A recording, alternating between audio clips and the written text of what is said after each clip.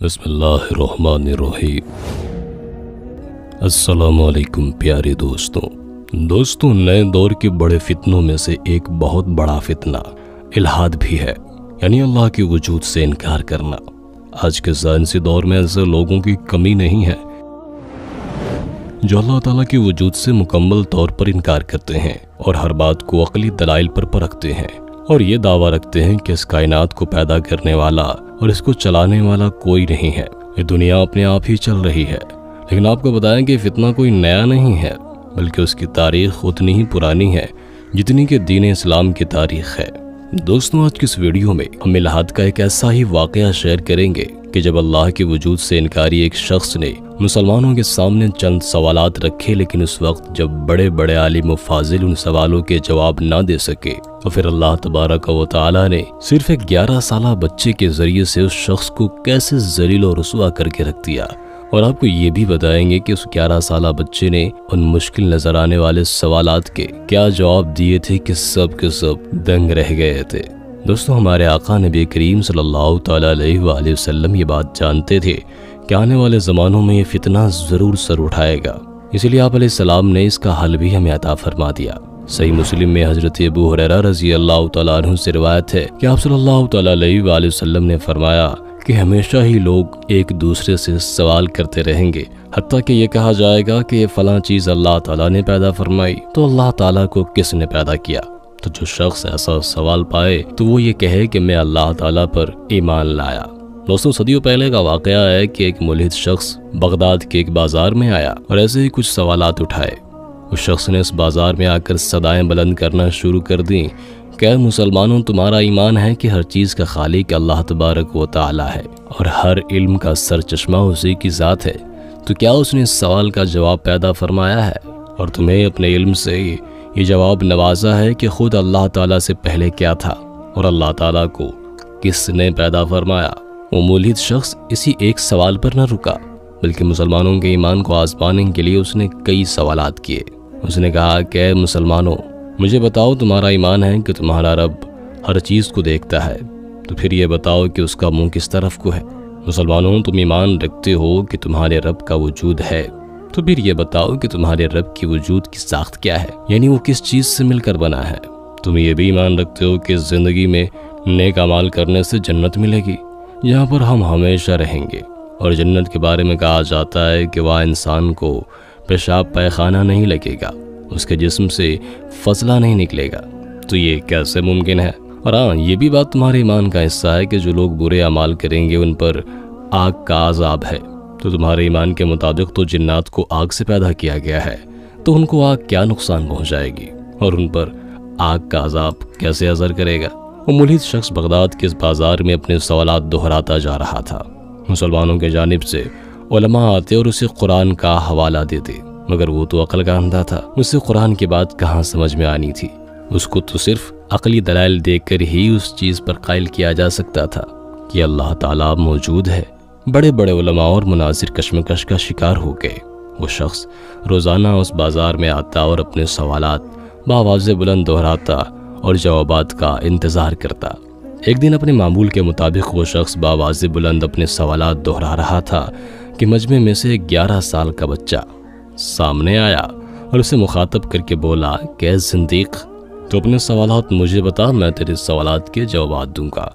पहले तो शख्स को लगा कि किसी ने मजाकन इस बच्चे को भेजा है, मगर उस 11 साला बच्चे के चेहरे पर संजीदगी देखी तो उसने अपने सवालात उसे बताना शुरू किए और कहा कि मुझे बताओ कि अल्लाह ताला से पहले क्या था और उसे खुद किसने पैदा किया। वो बच्चा बहुत इत्मीनान से मुस्कुराया और उसने पूरे एतमाद के साथ उससे कहा कि मैं इस सवाल का तुम्हें जवाब देता हूँ, मगर पहले तुम 10 से उल्टी गिनती करना शुरू करो। उस जिंदीक ने 10 से उल्टा गिनना शुरू किया और 1 पर आकर रुक गया। उस बच्चे के दोबारा कहने पर उसने दोबारा गिनती की और हर बार वो 1 पर आकर रुक जाता था। उसके रुकने पर जब बच्चे ने इसरार किया कि इससे आगे भी तो बढ़ो, तो मुल्हिद शख्स उकता कर बोला कि 1 से पहले कुछ नहीं है। तो वो बच्चा मुस्कुरा कर बोला कि अच्छा, गिनती में 1 से पहले कुछ नहीं हो सकता, तो फिर वो ज़ात जो वाहिद व यकता है उससे पहले क्या हो सकता है। उससे पहले भी कुछ नहीं है, वो ज़ात कदीम से भी कदीम तर है, वही इब्तिदा है और वही इंतहा है। उस 11 साला बच्चे की लाजवाब कर देने वाली मंतिक से मजमे में खुशी की लहर दौड़ गई। मुलहिद शख्स भी लाजवाब हो गया। उस बच्चे ने उसे इशारा किया कि अब अपना अगला सवाल दोहराओ। उस जिंदीक ने उस बच्चे से कहा कि तुम लोगों का ईमान यह है कि अल्लाह तुम्हारे तमाम अमाल को देखता है, तो फिर ये बताओ कि अल्लाह का मुंह किस तरफ को है। ये सवाल सुनकर ये बच्चा थोड़ी देर के लिए रुक सा गया। तो उस शख्स के मुंह पर मानो जैसे खुशी की लहर आ गई। वहां के लोग उस बच्चे से बड़ी उम्मीदें लगाए बैठे थे। वो ये नहीं जानते थे कि ये बच्चा अपने जवाब को मन ही मन में पहले तरतीब दे रहा था। थोड़ी देर सोचने के बाद उस बच्चे ने उस शख्स से पूछा कि अगर एक अंधेरे कमरे में एक चिराग को बीच में रखा जाए तो ये तो बताओ कि उसकी रोशनी किस तरफ को होगी। तो उस मुलिद शख्स ने कहा कि उसकी रोशनी चारों तरफ होगी। तो उस बच्चे ने जवाब दिया कि ये तो मसनवी दुनियावी रोशनी का हाल है कि सब अतराफ को फैल जाती है। तो वो अल्लाह जो आसमानों और जमीनों का नूर है, उसके बारे में क्या ख्याल है तुम्हारा कि उसका रुख किस तरफ को होगा?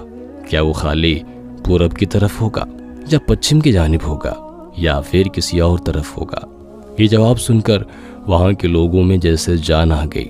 अब उस शख्स ने अपना तीसरा सवाल पूछ लिया, तो मानते हो कि अल्लाह वजूद रखता है, तो फिर ये बताओ कि उसकी वजूद की साख्त क्या है? वो किस चीज से मिलकर बना है? क्या वो लोहे की तरह सख्त है, पानी की तरह सयाल है या फिर धुएं की तरह उड़ने वाला है? अब मुसलमानों के मजमे की पूरी उम्मीदें उस 11 साला बच्चे के साथ मुंसलिक हो गई थीं कि वो इस मुश्किल सवाल का जवाब भी ढूंढ निकालेगा। उस बच्चे ने उस मुलिद शख्स को मुखातब करते हुए कहा कि क्या आप कभी किसी ऐसे मरीज के पास बैठे हैं जो मर गया हो, यानी उस पर हालत नज़ात आ रही हो? तो उस शख्स ने कहा हाँ। तो उस बच्चे ने बड़े ही प्यार से कहा कि वो आपके साथ बात कर रहा होगा, अपने हाथ को हरकत भी दे सकता है, अपने जिस्म को जिस तरह चाहे हिला सकता है, लेकिन जब वो मर गया तो अब उसका जिस्म साकिन हो गया। उसकी यह हालत किसने बदल डाली? तो उस मुलिद शख्स ने कहा कि उसके जिस्म से रूह निकल गई। तो उस बच्चे ने कहा ओ, जब उसके जिस्म से रूह निकली तो आप वहीं पर मौजूद थे, तो जरा मुझे बताइए कि वो रूह कैसी थी? क्या वो लोहे की तरह सख्त थी, पानी की तरह सयाल या फिर धुएं की तरह उड़ने वाली? उस शख्स ने कहा कि मैं रूह के बारे में कैसे बता सकता हूँ जबकि मैंने रूह को देखा ही नहीं और ना ही देख सकता हूँ। वो इंतहाई नफीस और महीन होती है। तो उस बच्चे ने उस शख्स से कहा कि तुम रूह को नहीं देख सकते क्योंकि वो महीन और नफीस होती है, तो ये बताओ कि जो अरवाह का मालिक है, जिसने रूह को पैदा किया है, उसको हम कैसे देख सकते हैं और इसके बारे में हम ये कैसे फैसला कर सकते हैं कि वो किस चीज का बना है? उसको कैसे समझा जा सकता है? ये जवाब सुनकर उस मुलिद शख्स की मानो सारी उम्मीदें टूट गईं और अब वो मुरझाए हुए लहजे से अपना आखिरी सवाल दोहराने लगा कि तुम लोग मानते हो कि अच्छे अमाल करने वालों को जन्नत मिलेगी जहां ईमान वाले हमेशा हमेशा के लिए रहेंगे, मगर वहां पर उनको पेशाब पैखाना नहीं लगेगा, वो जो कुछ खाएंगे पिएंगे। तो जरा बताओ कि ये कैसे मुमकिन है? तो उस बच्चे ने जवाब दिया कि जब हम लोग पैदा होने से पहले 9 महीनों तक माँ के पेट में होते हैं, खाते भी हैं पीते भी हैं, लेकिन उसके बावजूद भी पेशाब पैखाना नहीं करते, तो जन्नत जैसी पाक और साफ जगह पर हम कैसे ये सब कुछ कर सकते हैं? जो अल्लाह ताला इस बात पर कादिर है कि माँ के पेट में हमको पेशाब पैखाने से बचा लेता है, उसी के हुक्म और कुदरत से जन्नत में भी ऐसा होगा। ये जवाब सुनकर उस शख्स ने फौरन ही इसी के साथ दूसरा सवाल पूछा कि तुम्हारा ईमान है कि बुरे अमाल करने वालों को जहन्नम की आग में डाल दिया जाएगा? तो जिन्नात तो आग ही के होते हैं, तो भला आग उनका क्या बिगाड़ सकेगी? इस पर उस बच्चे ने उस शख्स से कहा कि क्या मैं आपके साथ एक हरकत कर सकता हूँ? उसने इजाजत दी तो लड़के ने जमीन से मुट्ठी भरकर मिट्टी लेकर उसके मुंह पर मारी, तो उस शख्स की चीखें निकल गई। बच्चे ने अपनी बात जारी रखते हुए कहा कि तुम भी तो मिट्टी के ही बने हो और इसके बावजूद तुम्हें इस मिट्टी से दर्द हुआ। बिल्कुल इसी तरह शैतान जो आग से बना है, अल्लाह ताला चाहे तो आग उसको जरूर तकलीफ पहुंचाएगी और अल्लाह ताला हर चीज पर कादिर है। उस बच्चे के इस बेहतरीन जवाब पर मजमे ने उसे अपने कंधों पर उठा लिया और नारे तहसीन बुलंद करने शुरू कर दिए और यूं उस मुलिद शख्स के फितने का इख्तिताम हुआ और अल्लाह ताला ने महज एक बच्चे के जरिए उसे ज़लील और रुस्वा करके रख दिया। दोस्तों, तारीख की किताबों के मुताले से मालूम पड़ता है कि वो बच्चा इमाम जाफर सादिक रहमतुल्लाह अलैह थे, जबकि दूसरी कई जगहों पर उस बच्चे के बारे में कहा जाता है कि वो इमाम आज़म अबू हनीफा रज़ी अल्लाह तआला अन्हु थे। बहरहाल वो बच्चा जो भी हो, उन्होंने ऐसे बेहतरीन जवाबात फराहम किए जो आज के ज़माने में भी मुल्हिदों को अक़ली दलाइल के तौर पर पेश किए जा सकते हैं। और हाँ, ये सब दलाइल उनके लिए है जिनका दिल रोशन ना हो। बाकी ईमान वालों के लिए तो यही काफ़ी है कि ये हमारे रब का हुक्म है और उनका यकीन तो अल्लाह ताला पर ही होता है। अल्लाह ताला ऐसे फितनों से हमें हमेशा हमेशा के लिए महफूज रखे। आमीन। अल्लाह हाफिज।